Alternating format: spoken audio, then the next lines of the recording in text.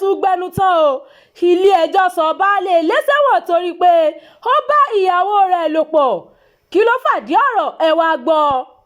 Ilé-ẹjọ́ májísírèètì tó wà ní Yola tí ń ṣe olú ìlú ìpínlẹ̀ Adamawa sì pàṣẹ pé kí wọ́n fi oníṣòwò kan tí orúkọ rẹ̀ ń jẹ́ Mahmood Duma fi fún ìyàwó ilé kan lóyún tí ó sì ṣẹ́ oyún oṣù mẹ́ta tó wà nínú rẹ̀.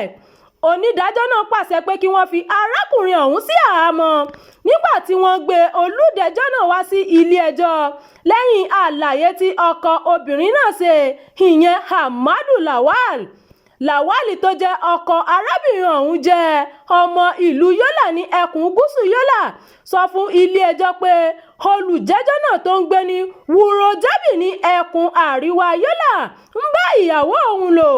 Ó sọ fún ilé-ẹjọ́ pé òun ti gbọ́ nípa ìbáṣepọ̀ wọn láti ọdún tó kọjá.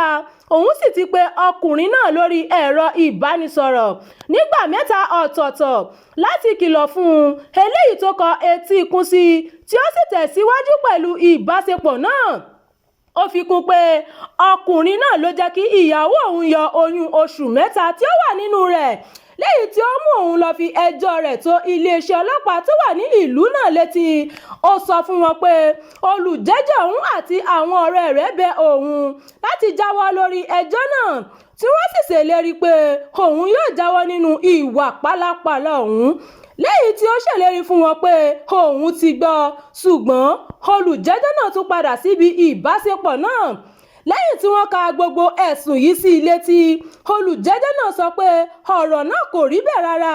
Èyí ló mú kí ilé-ẹjọ́ náà tí onídàájọ́ àgbà Muhammad Jida pàṣẹ pé kí wọ́n fi sí àhámọ́.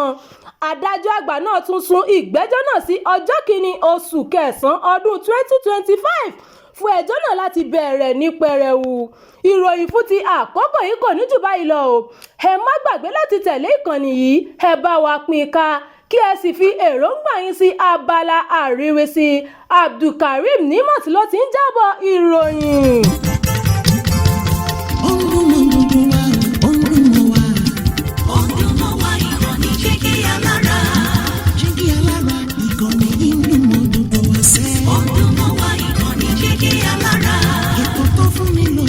Ètò tó wà ní lọ́yẹ̀ wà ń bẹ̀. Ọdún mọ́ wá ìkànnì jígí alára. Ìròyìn lóríṣiríṣi tàbí mọ́ bó ṣe ń lọ láwùjọ.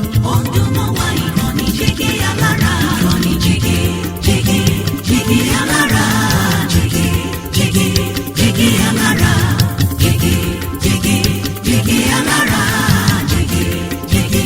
Jígí alára. Ìkànnì jígí alára 24 bàbá gbogbo.